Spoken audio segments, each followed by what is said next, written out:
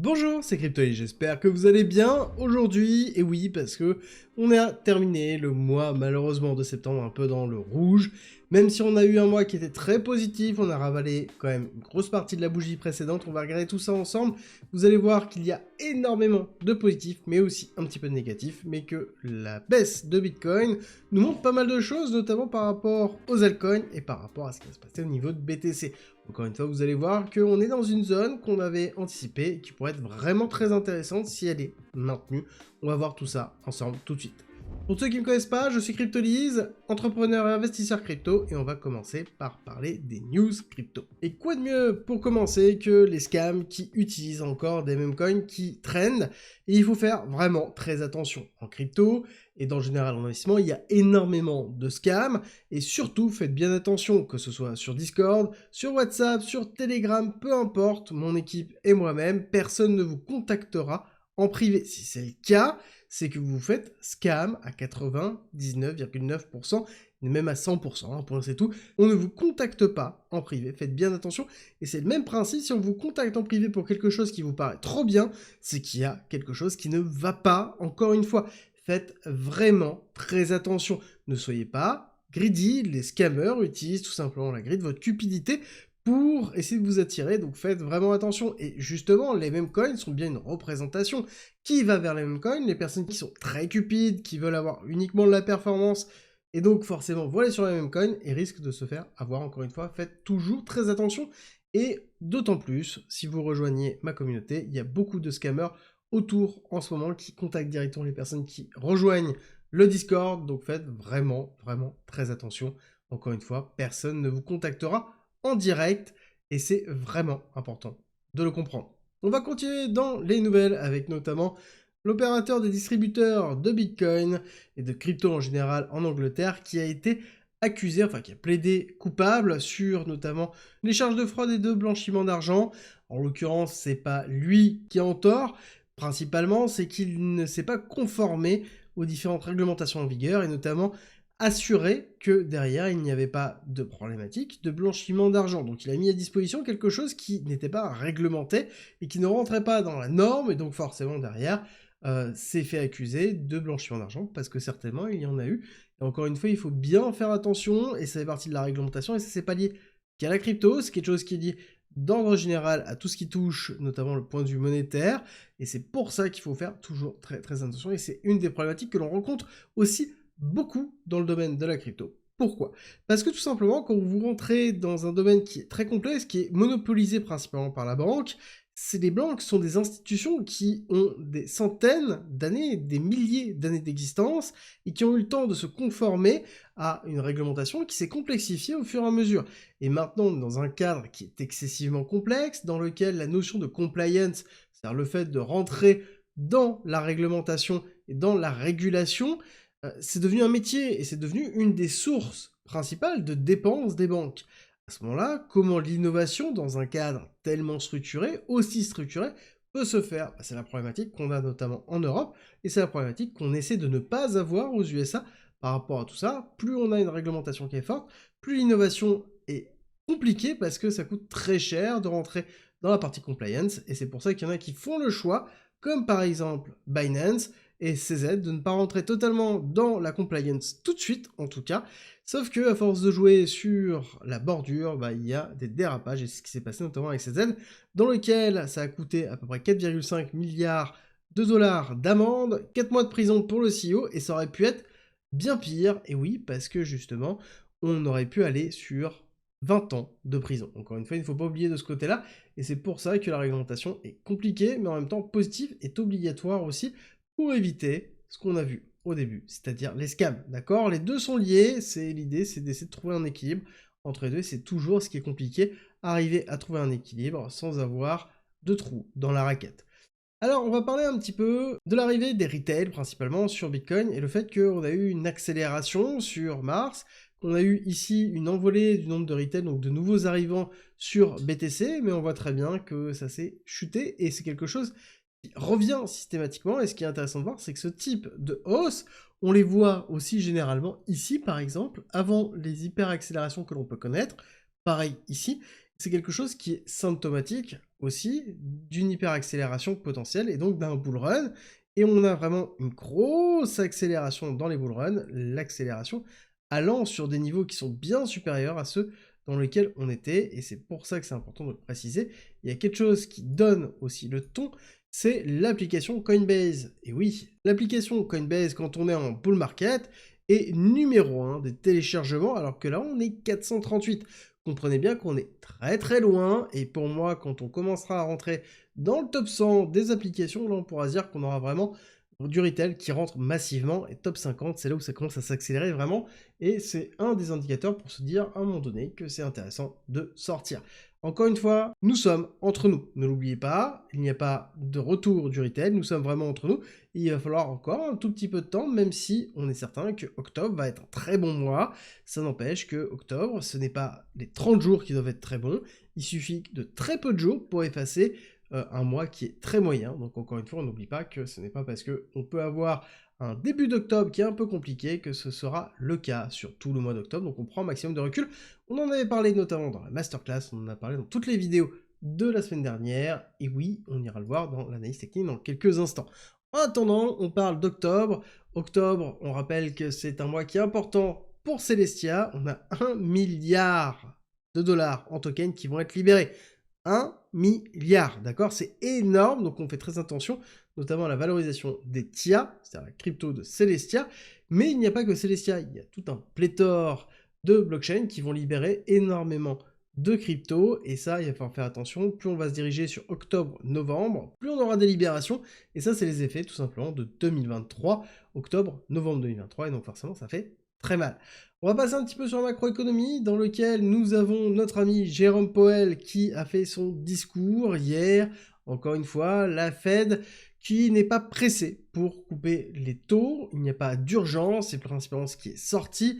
Et pour être un petit peu plus précis, il a défini qu'il allait y avoir de nouvelles baisses de taux de 25 points, 2 fois, donc c'est-à-dire 50. Donc là-dessus, on a une anticipation. Oui, il y a eu une petite douche froide qui s'est faite. Encore une fois, il faut patienter la confirmation des chiffres. Confirmation des chiffres qui arrivera vendredi. Vendredi, un taux de chômage très important. Même si aujourd'hui, on a le rapport JOLT qui sort à 16h, qui va falloir surveiller les PMI. Mais c'est vraiment, vraiment pour moi le taux de chômage, vendredi 4 octobre, 14h30, qui va donner le go par rapport à ça et qui va définir si oui ou non, Jérôme Powell va être capable de pouvoir tenir ce planning dans lequel il annonce un planning. De base, il n'annonçait pas ça. De base, il était beaucoup plus sur data focus. Ça veut dire qu'il regardait les données et en fonction des données, il déterminait tous ensemble avec les membres de la Fed si oui ou non ils allaient baisser. Bon bah là, en l'occurrence, c'est peut-être un petit peu plus complexe, ou en tout cas, il s'avance un petit peu de ce côté-là. Est-ce que c'est pour calmer le jeu? Je ne sais pas. Ou est-ce que c'est par rapport à ce qui est en train de se passer au Moyen-Orient? Et oui, ça se densifie très fort. On avait parlé justement que le Liban va se faire envahir, et je pense que ça y est, ça a été acté. Israël va faire une invasion, a commencé une invasion au niveau du Liban. A priori, ils auraient annoncé aux USA que ce serait une invasion très limitée, et que ce serait limité uniquement au Liban, et très limité juste dans la périphérie pour aller détruire les infrastructures du Hezbollah. Bref, il faut faire très attention dans tous les cas, on pourra avoir une accélération de l'embrasement du Moyen-Orient, et même on pourrait se dire qu'on est dans l'embrasement du Moyen-Orient, parce qu'on ne se disait pas il y a quelques mois, pour rappel, en juin et en juillet, que s'il y avait une attaque terrestre d'Israël sur le Liban, qu'on allait avoir une accélération du conflit, et là on est totalement dedans, donc je pense qu'on va avoir une accélération du conflit dans quelques temps. Bref, pas de mouvement au niveau du S&P 500 de ce côté-là, en tout cas il va y avoir une tragédie qui va se jouer encore une fois, mais le S&P 500 continue à pousser doucement. Pareil, ici, au niveau du Nasdaq, on a plutôt une très bonne journée qui s'est clôturée, et quand on regarde ici au niveau du pétrole, absolument pas de mouvement qui est en train de se faire, donc on a une forme de consolidation très forte qui est bien présente, et donc on maintient des niveaux qui sont très importants. Donc pour moi, au niveau du pétrole, on est raccord, et donc on voit ici que malgré le fait qu'on a un embrasement au niveau du Moyen-Orient, il n'y a pas de modification au niveau de l'économie mondiale, et surtout au niveau du pétrole, et surtout au niveau de l'économie américaine. Ça sous-entend que tout ça, ça a déjà été pricé, tout ça, ça a déjà été anticipé par les marchés, et il n'y a pas de quelque chose de nouveau, quelque chose qui est en rupture, et ce sont ces choses-là, généralement, qui impactent le marché. À partir du moment où c'est anticipable et que le risque est pris en considération, on voit que c'est pricé et on le voit bien ici maintenant. Bon, concernant au niveau du BTC, on va pas se cacher que malheureusement ma belle bougie dont je vous parlais hier, bah, elle a été ravalée à la baisse sur ce mois-ci. On clôture en dessous de cette bougie-là, ce qui est bien dommage. Donc notre momentum très bullish est un peu moins bullish, mais reste encore excessivement fort. Et ce qui est intéressant de voir, c'est qu'on a bien retracé. Alors le mieux, c'est d'aller hop sur ce graphique-là. On voit très bien le très beau retracement qu'on a eu. On va juste se placer en 4 heures, histoire de voir vraiment ça. On a fait vraiment un très beau retracement, très beau rejet qui a été effectué, et on est en train de consolider dans un niveau qui est très intéressant. Et ce qui est intéressant, c'est que ce niveau-là, si on prend bien le momentum ici et qu'on vient bien le recaler par rapport au top, on voit qu'on est allé chercher pile poil, au pixel près, le 0,382 du mouvement secondaire, d'accord? Pas du mouvement total. Ici, ça c'est le mouvement total. Ici, première impulsion, retracement, deuxième impulsion.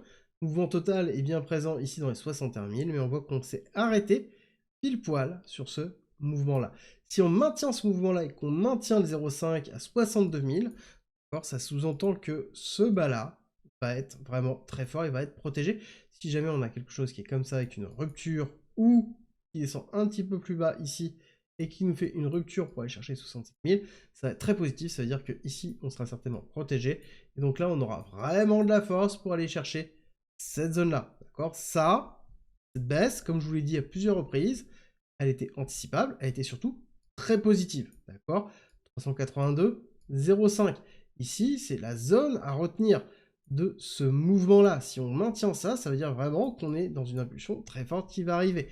Par contre, si on va aller chercher quelque chose d'un petit peu plus bas, et donc qui va être positionné sur le mouvement total que l'on retrouve ici, tac, positionne bien, donc il est entre 61 et 60, qui est en même temps très fort, mais ça veut dire que là, c'est un mouvement qui est beaucoup plus complexe.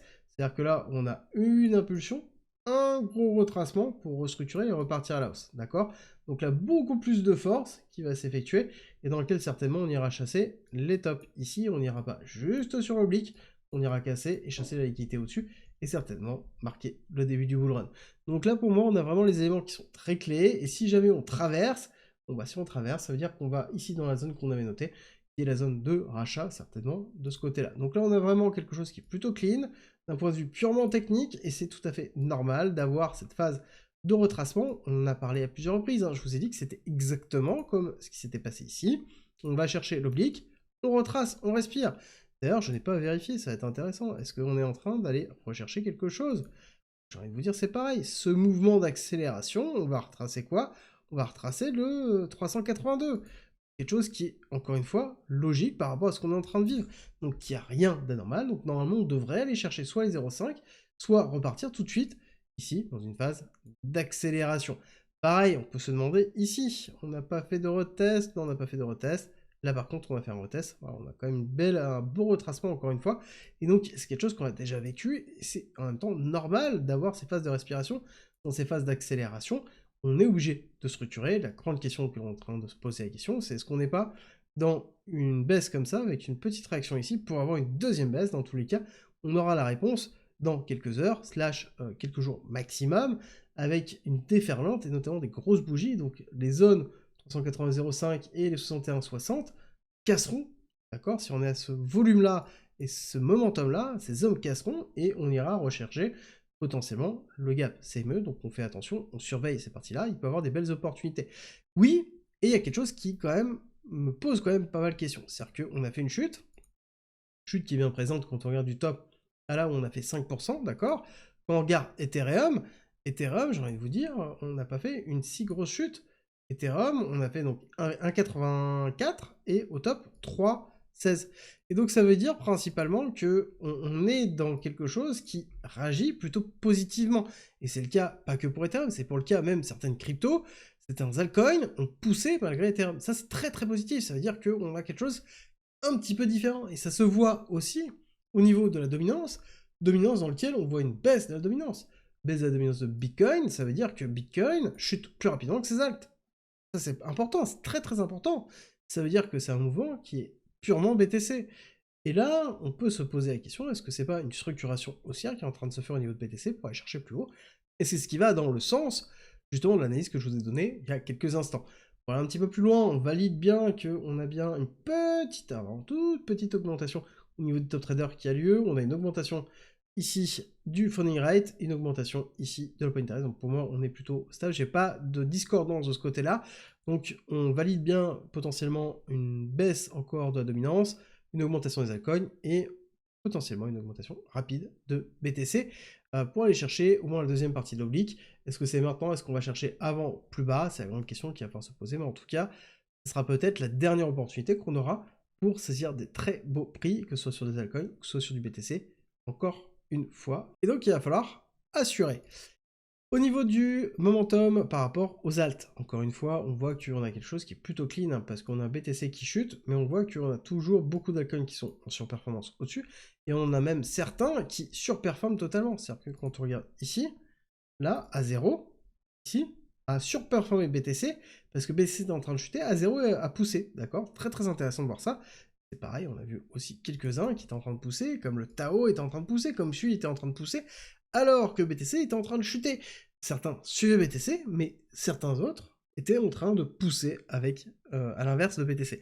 Et quand je vois ça, je me dis, mais en fait, c'est excessivement bullish. C'est excessivement bullish. Ça ne veut pas dire qu'on va pousser tout de suite, mais en tout cas, on est bien en train de préparer, certainement un mois d'octobre qui va être vraiment très vert, mais il va falloir peut-être s'accrocher un petit peu émotionnellement pour pas lâcher ces trades en se disant que potentiellement on va avoir peut-être une dernière frayeur, aller chercher plus bas. Et oui, c'est possible, et en tout cas, il va falloir être capable de pouvoir saisir ces opportunités-là, peut-être la dernière avant le départ du pool run. Ça, c'est à vous et à nous de nous assurer qu'on est capable de pouvoir le faire en ayant une stratégie et en étant préparé, comme je vous ai dit, notamment dans la masterclass. Si jamais vous voulez en apprendre plus sur la crypto, j'ai fait une newsletter, vous pouvez vous inscrire, elle est gratuite, elle est en bas, en commentaire et en description, ça vous permet d'avoir la totalité de l'actualité des cryptos et des analyses directement gratuites dans votre boîte mail, entre 2 et 3 fois par semaine, et oui, pas trop non plus. En tout cas, j'espère que cette vidéo vous a plu, si c'est le cas, n'oubliez pas, likez, partagez et abonnez-vous, et on se retrouve très vite.